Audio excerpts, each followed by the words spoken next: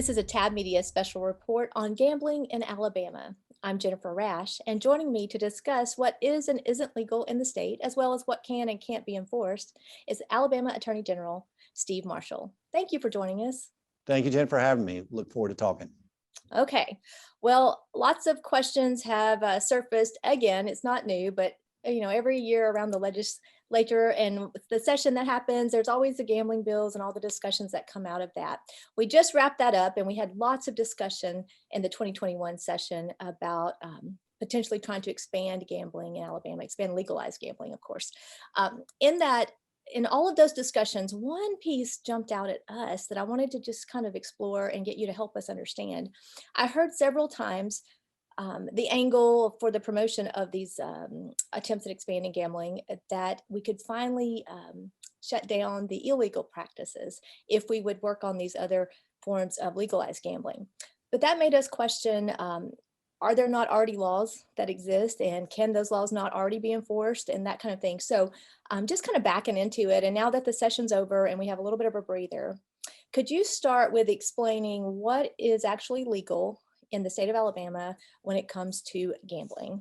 Yeah, no, that first of all, it's a great point. Is that we heard the same thing, and frankly, kind of shook our heads when we heard many say that as a result of this potential legislation, and again, it took many forms, that we could finally shut down illegal operations. Because the reality is, from the Attorney General's office now, we've had 50 plus cases that are out there pending, including some of which involve the facilities in Macon County and Lowndes County and Greene County.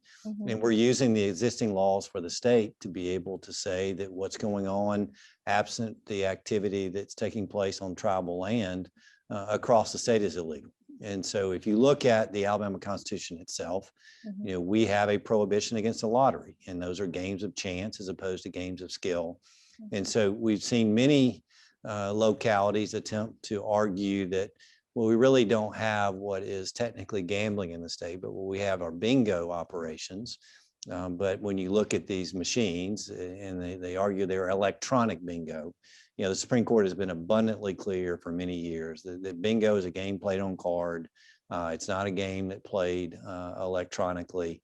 That any efforts to sort of couch these ideas of holding facilities open for bingo operations, which truly are now being marketed as casinos, that those are in fact illegal. And so one of the things I think that you've seen in the enforcement side of that is that early on in my time as Attorney General, I think back in October 2017, we launched an effort to shut down what were the illegal activities that were going on across the state. We were successful, along with local law enforcement and the DA in Morgan County, to be able to shut down facilities there. We were able to be successful in shutting down facilities in Madison County, along with the DA and the sheriff there. But when we don't have local law enforcement supporting that effort, we've had to go a different route, which is a remedy that we call a public nuisance. Because I think historically you've seen the Victory Lands and the Green Tracks of the world that were shut down, were shuttered on their doors for at least a short period of time, but yet they come back and open again without the ability of local law enforcement to enforce it. And so, our hope is that through trials that we'll have both in June and July of this year, that we'll have an opportunity to be able to assert our arguments. But, the frustration, frankly, has been that when we initiate the efforts in court, we just don't have a great opportunity to be able to make those go quickly. We had to go on 2 of our cases to the Supreme Court with an appeal where local judges dismissed those. And the Supreme Court again reaffirmed what we believed all along, is these are illegal activities and our case needed to be able to proceed. Or even in the efforts that we had in Jefferson County, where a local sheriff said that they weren't going to enforce the gambling laws. And what we saw were an opening of several facilities, which we shut down, seized over 1,300 machines. I think ultimately almost $1 million from multiple facilities. And despite our efforts in enforcing those laws, we saw many of those facilities then begin to open back up again just a few months later, because they knew that local law enforcement wasn't going to do it. So it's a very long answer to be able to tell you that the laws exist on the books. The concern, though, is that there really isn't a lot of teeth in them because they're only misdemeanors. And one of the things that I would highly urge our legislature to do is to provide some accountability for those who are engaged in illegal gambling, and that's to be able to make these crimes a felony and not a misdemeanor. Okay. And help us understand the difference in misdemeanor and felony. Yeah, misdemeanor is typically going to be the low level offenses. We have A, B, and C classifications in Alabama, but the net effect of it is it's a punishment that is subject to ultimately a maximum of 1 year and can only be served in the county jail. But these are clearly low level offenses. Shoplifting, for example, would be a misdemeanor offense. An assault third, which is the lowest level assault, would be a misdemeanor offense. It's more of what I guess many would refer to as petty crimes, are ones that are defined as a misdemeanor, whereas a felony is a year and a day up to life in prison. Can be felony offenses, and that time is served in the Department of Corrections as opposed to local facilities. And I'll give you a little bit of an example of why. We had a case pending involving a defendant who is a prior federally convicted drug trafficker who right now is charged with federal gun crimes, who also was laundering drug proceeds through one of the facilities in Jefferson County that's subject to a forfeiture that we have now, hundreds of thousands of dollars.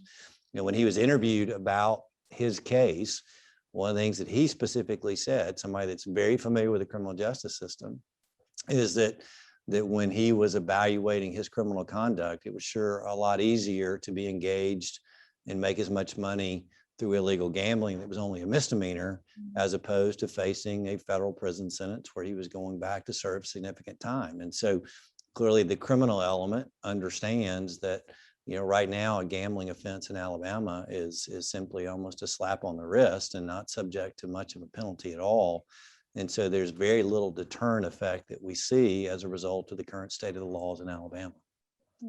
I have heard that in past research that we've done where the gambling industry would indicate it was worth the penalties they might have to pay or something just to go in and operate as long as they could. They might get shut down for a time, pay some penalties, and come back and operate again. I've heard that repeated. So that is an interesting observation there. You mentioned the local law enforcement personnel. Why do you think that there are places where local law enforcement, they're not enforcing the laws? They are maybe looking the other way. What could be happening? And by the way, it's an incredibly dangerous precedent, right? The law enforcement would say we're going to pick and choose those laws we enforce and what we don't, because that's not how our rules are created. It's not our system of enforcement is in play. Those in the executive branch or those in the enforcement side are responsible for enforcing the priorities and laws established by our legislature or by that local city council or county commission. And so I think, number one, we all ought to be worried when we say that we're not going to enforce the laws and we're going to pick and choose the ones that we will and what we won't. But what you hear from the nature of feedback is a couple of things. One, well, this is a race to resources for us to be able to go after gambling operations when, again, it's a low-level offense. And the second thing that you hear is a little bit different, and that is that these facilities provide jobs for local individuals, or they provide income to either a city or a county as a result of the proceeds off of those operations. And again, while those, may have some merit, you could just sort of take that argument to almost an illogical conclusion, which is, well, why don't we just allow all criminal conduct to take place that could financially benefit a local community?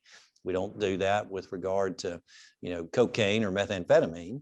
And so why would we allow that same argument to be able to apply to gambling? My concern is that law enforcement ultimately ought to be that umpire, or the ones that call balls and strikes. We don't need to be engaged in policy discussions about whether or not we ought to have gambling or not have gambling. We need to enforce the law, and we need to be able to do our jobs. So it's kind of a stay in your lane kind of scenario.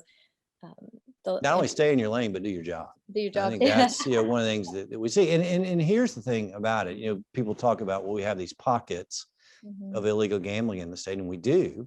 And I think what you can see is that there are situations where, we've seen very appropriate action in Morgan County and in Madison County and Walker County, over in Etowah County and in Mobile County and other places where individuals attempted to or wanted to at least express an intention to open up an illegal operation. And as a result of the work of local law enforcement and local prosecutors, those have been shut down. But we've also seen where law enforcement has said, we're not going to do our job to enforce the laws in this area. That's where you see the pockets of this activity taking place illegally. And so, again, I think when we accept that oath to be able to protect and serve, and that we're going to enforce the laws of the state of Alabama as well as those of the Constitution, then that's our responsibility to do it. We're not there to be the arbiters of what should or should not be the laws of the state of Alabama. We're there to be able to enforce the laws that exist on the books. And so my hope is that we'll continue and we'll do that moving forward. Now, are they as bold to say to you straight up or to someone that we're not enforcing this, or is it just that the action is proving they're not enforcing it? Well, I think we've seen a little bit of both. I think there are some law enforcement officers that have been very public in their pronouncements to be able to say, we're just not going to spend the resources enforcing these type of cases. And then you have others that you've just seen as really as a result of inaction, their unwillingness to move forward, to be able to shut down what's clearly illegal activity. So, we have adopted a strategy, at least with regard to the larger operations, because they've been shut down before and opened back up again, to be able to use a civil remedy to try to be able to keep them closed, not only from the standpoint of when we hopefully obtain an order from a judge allowing us to do it, but to be able to enforce that continually over time, not requiring law enforcement to be able to help us. But the reality is that if we're not successful in being able to use that civil remedy and they're continuing to operate illegally, we're going to have to evaluate our strategy moving forward about what's the most effective way of doing it. The reality again is that law enforcement's there to enforce the law.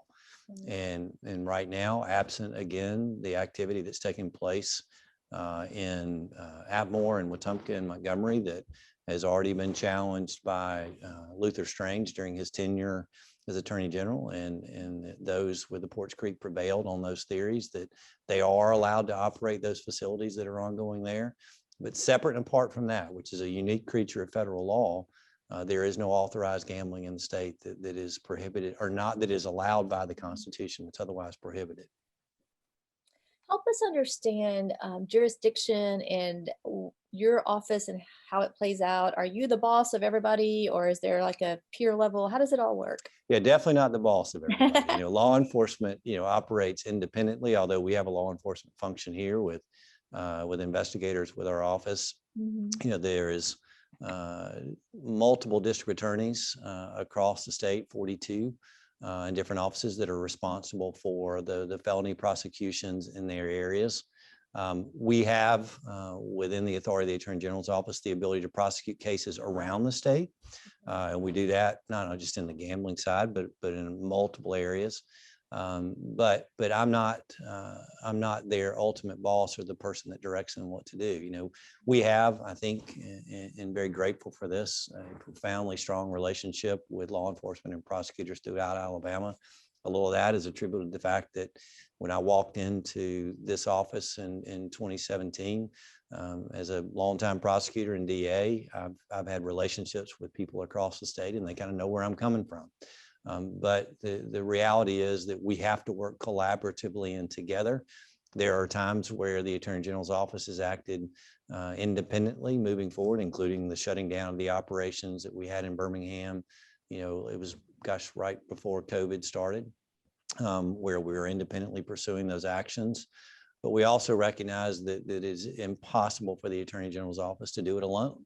And we need the cooperative effort of local law enforcement and prosecutors to be able to do it. And again, in those situations and in those counties where we've seen that collaboration and that partnership work, we don't see the proliferation of these illegal gambling activities.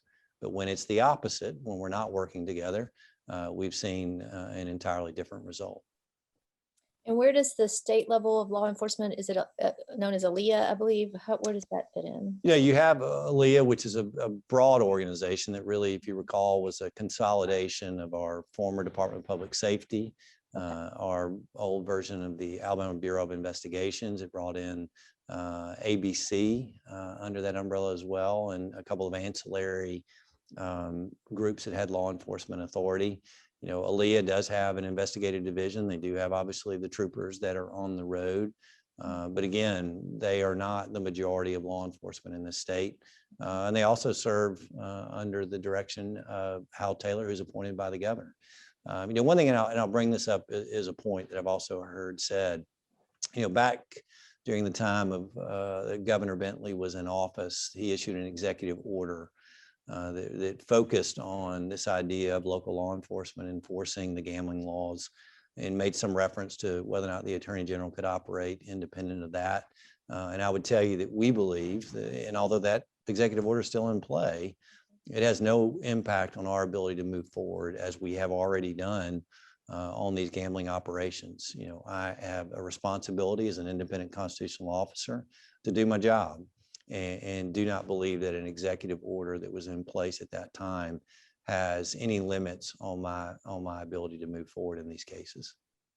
So is it fair to say that your office is constantly involved in some form of investigation related to illegal gambling practices? We've almost throughout the time that I've been Attorney General, we've had consistent work in this area. In fact, we will continue to be engaged, and we've got, I think, almost 50 plus cases pending right now in both civil and criminal courts involving violations of the statute or civil forfeitures for illegal proceeds of gambling operations, as well as those public nuisance actions I described for you earlier. So, the reality is it is definitely a part of what we're doing, and is part of the work across the state.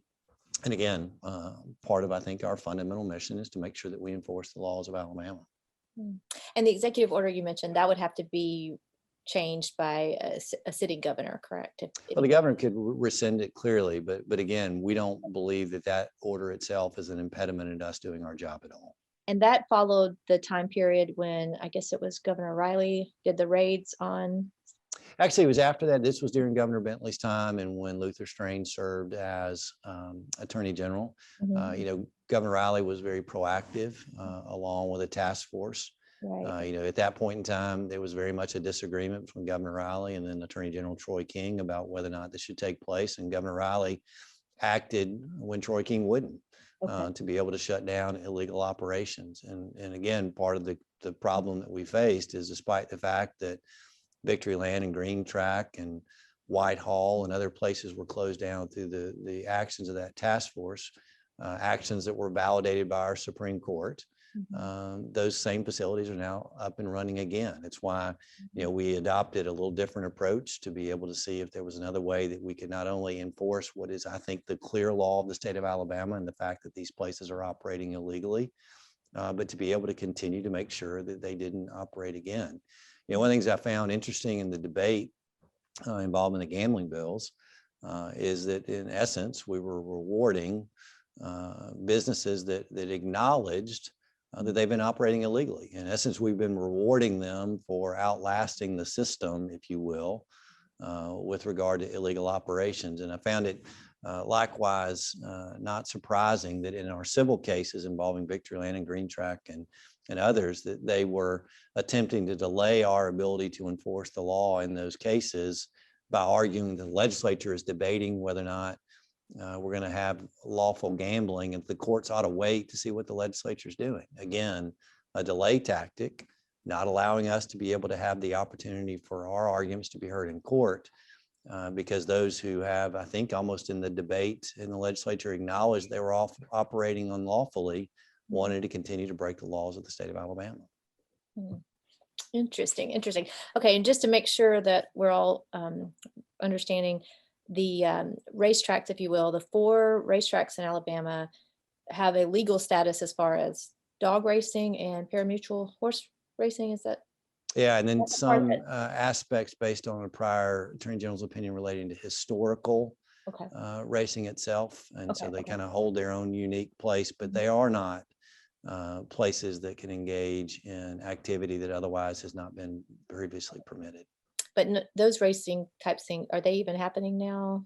That I don't know. I couldn't tell you whether or not we still have that at all, but I don't believe if it's going on, it's going on with much frequency. And so the part that's trying to be put in there, and thus they're marketing as casinos, is where that whole electronic aspect of whether or not this device is a slot machine or an electronic game of some other sort. Right, exactly. Okay, and then the Port Creek Indians, as you said earlier, they have the 3 locations that have withstood various cases because of their federal Right. protection. And those are operating consistent with what the federal authorities are allowing them to do. Okay. All right. All right. Well, one last question for concerned citizens out there who do not want to expand gambling. They are concerned about the illegal operations. What can they do? How can they help their law enforcement see this as an important investment? I think first they can contact their legislators to make sure that legislators understand that there are individuals that are not interested in what the legislature was proposing. Because one thing that, clearly that I heard in the debate was that that people were not hearing from consumers, or to the extent that constituents were contacting them, it was that they wanted that activity. And so for those that are opposed to it, they need to make sure that they allow their voices to be heard in that narrative as we discuss the policies in the state of Alabama. But then from a law enforcement perspective, if individuals are aware of illegal gambling activity taking place, they should be able to report that to local law enforcement, and then to be able to see whether or not they will act on those lawful complaints. My hope again is that law enforcement sees their role very clearly, and that is that they are responsible to enforce the law, not to pick and choose what should be the law, not to be able to say that we're going to turn a blind eye to certain activity, but to in fact enforce the laws as written. And when we do that, not only do I think that we reinforce the principle, the rule of law, which I think is critical to the foundation in which this country is established, but it also makes sure that people can't argue that somehow or another we indiscriminately choose who should be prosecuted and who shouldn't be. And so in a case where local law enforcement is not following through and there's that frustration of, well, what can we do? City council meetings, county commission meetings, are I think that's places to start to I think ask questions? I think that's a great issue to be able to raise, because at least involving a local police department, for example, they ultimately are accountable to a mayor or to a city council, and then although a sheriff would be somebody that's an independent actor, I think raising those concerns to a county commission would be fully appropriate. And then you mentioned contacting the legislators. I know we are all tempted to do that only during the session, but outside of the session is actually a really good time as well, because they're not quite as busy and inundated, and having those conversations might be a little calmer. Even. Oh, I think absolutely. And look, I think we ought to recognize that these, discussions are still going on. And, ultimately my hope, there's a lot of pressing issues in the state of Alabama. Right. And we've spent an awful lot of time and energy on the gambling discussion in this last session. I mean, we got other pressing questions to be able to resolve in our state as well. And I hope we're having those talks also with our legislature. Makes sense. Thank you so much. And thank you for your insight. We appreciate it. Thank you for your time.